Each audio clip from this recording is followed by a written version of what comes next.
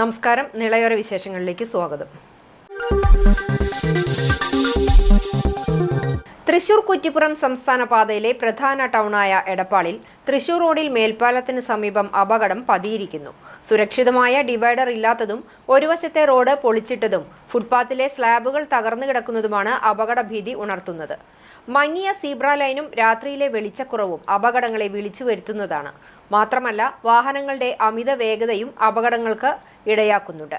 ഇതിനോടകം നിരവധി അപകടങ്ങൾ ഉണ്ടാകുകയും പലർക്കും ജീവൻ നഷ്ടപ്പെടുകയും ചെയ്തിരുന്നു. പൊളിച്ചിട്ട റോഡ് ശരിയാക്കാനോ ശാസ്ത്രീയമായ ഡിവൈഡറോ ലൈറ്റുകളോ സ്ഥാപിക്കാൻ വൈകിയാൽ അപകടങ്ങൾ തുടർക്കഥയാകുമെന്നാണ് യാത്രക്കാരുടെ വിലയിരുത്തൽ.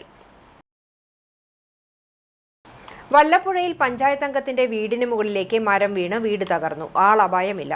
പഞ്ചായത്ത് അംഗം രാധയുടെ വീടിന് മുകളിലേക്കാണ് അയൽവാസിയുടെ വളപ്പിലെ മരം കടപുഴകി വീണത്.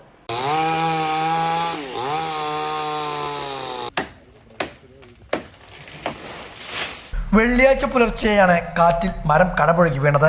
വല്ലപ്പുഴ പഞ്ചായത്തിലെ 9-ാം വാർഡ് മെമ്പർ മൈനകത്തുപടി രാധയുടെ വീടിന് മുകളിലേക്കാണ് അയൽവാസിയുടെ വളപ്പിലെ മരം കടപുഴകി വീണത്. കുട്ടികളടക്കം 6 പേർ ഈ സമയം വീട്ടിൽ കിടന്നുറങ്ങുന്നുണ്ടായിരുന്നു. ഭാഗ്യം കൊണ്ട് മാത്രമാണ് ആളപായം ഉണ്ടാവാതിരുന്നത്. വീടിന്റെ ഓടുകൾ പൊട്ടി വീടിനകത്തേക്ക് വെള്ളം ഒഴുകിയെത്തിയിരുന്നുവെന്നും വീട്ടുകാർ പറഞ്ഞു. രാത്രി 12 മണിക്ക് നല്ല ഉറക്കമായിരുന്നു. 11 മണിക്കാണ് ഉറങ്ങിയത്. 12 മണിക്ക് നല്ലൊരു കാറ്റ് വന്നിട്ട് പിന്നെ ഞങ്ങൾ ഒരു ശബ്ദം കേട്ട് പുറത്തുനിന്ന് ശബ്ദം കേട്ടിട്ട് ഓടം ഒക്കെ പൊട്ടി വീണ മാതിരി തോന്നി. മരം പൊട്ടി വീണ മാതിരിയൊക്കെ തോന്നിയിട്ടാണ് ഞങ്ങൾ പിന്നെ നീട്ടത്. ഞാൻ ആകെ പേടിച്ചു. അവിടുന്ന് നീട്ട വഴിക്കന്നെ ബെഡിന്റെ മുകളിൽ നിന്ന് താഴത്തേക്ക് വീണു. അവിടുന്ന് മകനെ വിളിച്ച് ഒരുപാട് കരഞ്ഞു. അവർ വന്നു നോക്കുമ്പോൾ ടോർച്ചടിച്ച് വന്ന് നോക്കുമ്പോൾ ഇടനാഴികയിൽ നിറയെ വെള്ളം. എൻ്റെ പേരക്കുട്ടിയോട് ഇടനാഴിയിൽ കിടക്കുന്നുണ്ട്. അപ്പോൾ അവള് ടോർച്ചടിച്ച് നോക്കുമ്പോൾ പിന്നെ ആകെ എൻ്റെ കുട്ടി വെള്ളത്തിലാണ് കിടക്കുന്നത്. വെള്ളം ഓടൊക്കെ പൊട്ടി വീണിട്ട് എന്തോ ഒരു ഭാഗ്യം കൊണ്ട് ദൈവം ഞങ്ങളെ രക്ഷിച്ചു. എൻ്റെ പിന്നെ കുട്ടികൾക്കൊന്നും ആർക്കും ഒരു അപകടം ഉണ്ടായിട്ടില്ല. പക്ഷെ എൻ്റെ വീട് പോയി. അതൊരു ഭയങ്കര സങ്കടമാണ് എനിക്ക്. ഞാൻ വാതിൽ തുറന്ന് നോക്കുമ്പോൾ എൻ്റെ വീടിൻ്റെ അവസ്ഥ എനിക്ക് ആലോചിക്കാൻ വയ്യ. എൻ്റെ വീട് അതേപോലെ ആക്കാൻ ഞാൻ ഇനി എന്താ ചെയ്യാ? അവരത് നേരെയാക്കി തരുന്നേ വേണം. കാരണം വെച്ചാല് എൻ്റെ കുട്ടികൾക്ക് കിടക്കാനൊരു സ്ഥലം വേണ്ടേ?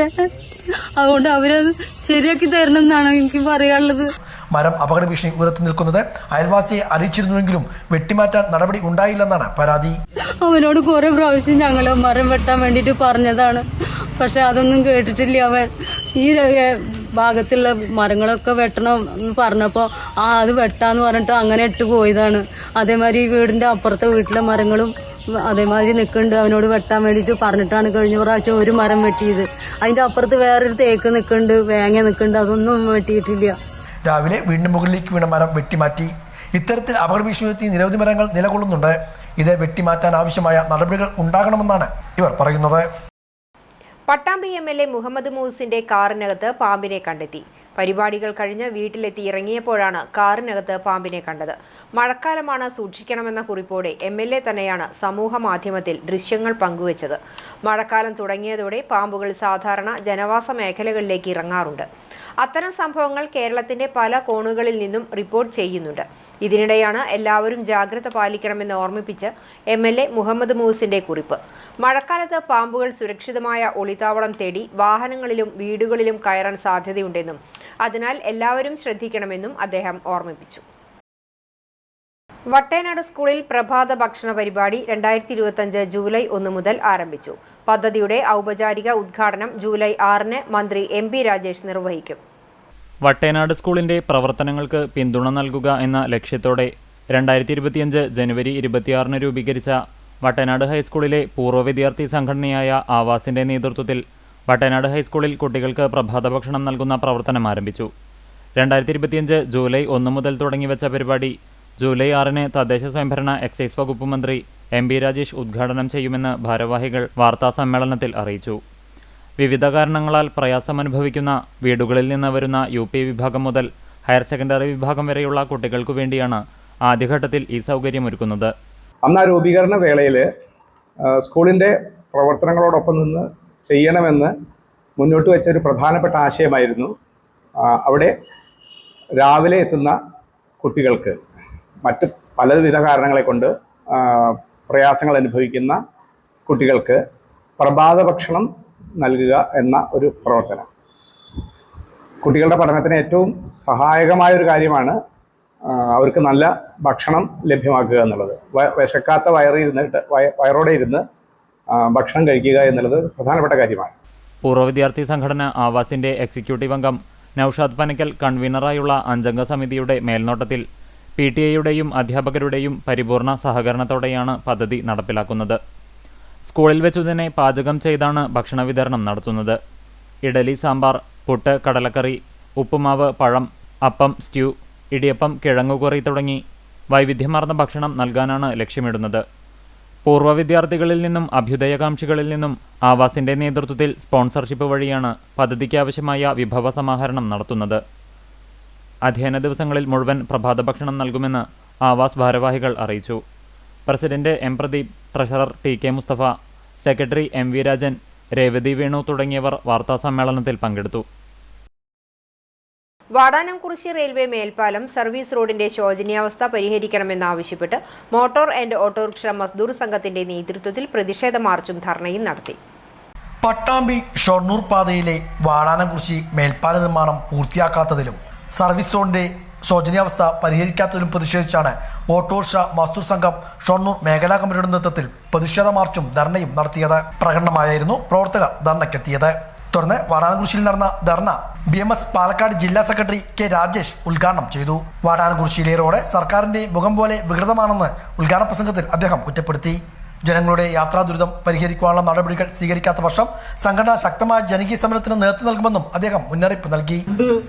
കണ്ടിട്ടെങ്കിലും ഇല്ലെങ്കിൽ മനസ്സിലാക്കിയിട്ടെങ്കിലും ഈ പഞ്ചായത്ത് ഭാരവാഹികളോ ഈ നഗരസഭാ ഭാരവാഹികളോ അല്ലെങ്കിൽ ഇവിടുത്തെ പ്രതിഷേധം കാണണം, ഇത് ഒരു വേദനയായി കണ്ട് മനസ്സിലാക്കണം എന്ന് മാത്രം പറഞ്ഞുകൊണ്ട് ഇത് കണ്ടിട്ട് പോലും ഇവർക്ക് മനസ്സിലാക്കാൻ പറ്റിയില്ലെങ്കിൽ ഈ ധർണ ഒരു പ്രതിഷേധമായി മാറും, ഒരു ശക്തമായ പ്രതിഷേധമായി മാറും. ആ പ്രതിഷേധത്തിന്റെ മുന്നിൽ ഈ ഗവൺമെന്റിന് വലിയൊരു നാണക്കേടാകണം എന്ന് മാത്രം ഞാൻ പറഞ്ഞുകൊണ്ട് ഓട്ടോറിക്ഷ മസ്ദൂർ സംഘം ഷൊർണൂർ മേഖലാ സെക്രട്ടറി രാജീവ് ചമ്പ്ര അധ്യക്ഷനായിരുന്നു. ജില്ലാ ട്രഷറർ B. വിജയരംഗം, BMS ജില്ലാ joint secretary UP Ramadas, Sasi Cheruttoor, P. Raju, M. Somasundaran, KP Jayaraj, K. Gangadharan, C. Pushparaj, K. Unnikrishnan തുടങ്ങിയവർ പങ്കെടുത്ത് സംസാരിച്ചു. കഴിഞ്ഞ 60 വർഷമായി നമ്മുടെ രാജ്യം ഭരിച്ചിരുന്നത് കോൺഗ്രസ്സാണ്, ഇന്ത്യ രാജ്യം. 75 വർഷമായി നമ്മുടെ കേരളം ഇടതും വലതും മാറി മാറി ഭരിച്ചു. ഇത്രയും പ്രധാനപ്പെട്ട ഒരു റോഡ് നമ്മുടെ തൊട്ടടുത്ത് കിടക്കുന്ന അയൽ സംസ്ഥാനമായ തമിഴ്നാട്ടിൽ നിന്നും നമ്മുടെ ഏറ്റവും അടുത്ത പുണ്യ കേന്ദ്രമായ ഗുരുവായൂർ, ശബരിമല എന്നീ തീർത്ഥാടന കേന്ദ്രങ്ങളിലേക്ക് ആയിരക്കണക്കിന് സീസണിൽ ഭക്തര് ഏറ്റവും പോകുന്ന ഒരു റോഡാണ്. ആ റോഡാണ് ഇന്ന് നമുക്കറിയാം 60 വർഷമായിട്ട് കോൺഗ്രസ് ഭരിച്ചിട്ടും 70-75 വർഷത്തോളം കേരളം മാറി ഭരിച്ചിട്ടും ഇന്നേ വരെ ഒരു റെയിൽ മേൽപ്പാലം ഈ സ്ഥലത്ത് കൊണ്ടുവരാൻ ഈ രണ്ട് കൂട്ടർക്കും കഴിഞ്ഞിട്ടില്ല. അതിന്റെ സത്യാവസ്ഥ അതാണ് നമ്മൾ തിരിച്ച. ഡിവൈഎഫ്ഐ ലഹരിക്കെതിരെ കേരളത്തിലുടനീളം നടത്തുന്ന വേണ്ട ലഹരിയും ഹിംസയും ക്യാമ്പയിന്റെ ഭാഗമായി ഡിവൈഎഫ്ഐ ചിറ്റപ്പുറം യൂണിറ്റ് മാരത്തോൺ ഓട്ടം സംഘടിപ്പിച്ചു. യൂണിറ്റ് സമ്മേളനത്തിന്റെ ഭാഗമായി ചിറ്റപ്പുറത്ത് നിന്നും എടപ്പാൾ വരെയുള്ള 15 കിലോമീറ്ററോളം ദൂരമാണ് പ്രവർത്തകർ ഓടിയത്. യൂണിറ്റ് അംഗങ്ങളായ തരുൺ, അംജദ്, അക്ഷയ്, അബ്ഷർ തുടങ്ങിയവർ പങ്കെടുത്തു. പട്ടാമ്പി മുനിസിപ്പൽ മുസ്ലിം ലീഗ് പ്രവർത്തക സംഗമം കൊടലൂരിൽ നടന്നു. സംസ്ഥാന vice president CA MA Kareem ഉദ്ഘാടനം ചെയ്തു. മുസ്ലിം ലീഗ് പാലക്കാട് ജില്ലാ സമ്മേളനത്തിന്റെ മുന്നോടിയായാണ് പട്ടാമ്പി മുനിസിപ്പൽ പ്രവർത്തക കൺവെൻഷൻ സംഘടിപ്പിച്ചത്. കൊടലൂരിൽ വെച്ച് നടന്ന കൺവെൻഷൻ മുസ്ലിം ലീഗ് സംസ്ഥാന vice president CA MA Kareem ഉദ്ഘാടനം ചെയ്തു.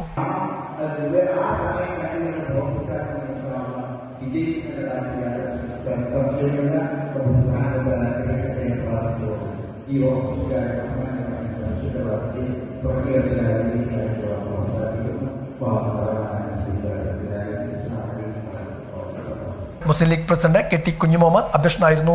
മലപ്പുറം ജില്ലാ Muslim league secretary Usman Thamarath മുഖ്യപ്രഭാഷണം നടത്തി. K P. Vapputty, P P. Rasheed Thangal, C.A. Sajid, Musafa Ali, Musthafa Pookkupadi, T P. Usman, Ummer Palathingal, K T. Abeebulla, M.K. Mushtaq, Anas Kodalur തുടങ്ങിയവർ പങ്കെടുത്ത് സംസാരിച്ചു. ഇതോടെ നിളയൊരു വിശേഷങ്ങൾ സമാപിക്കുന്നു. നമസ്കാരം.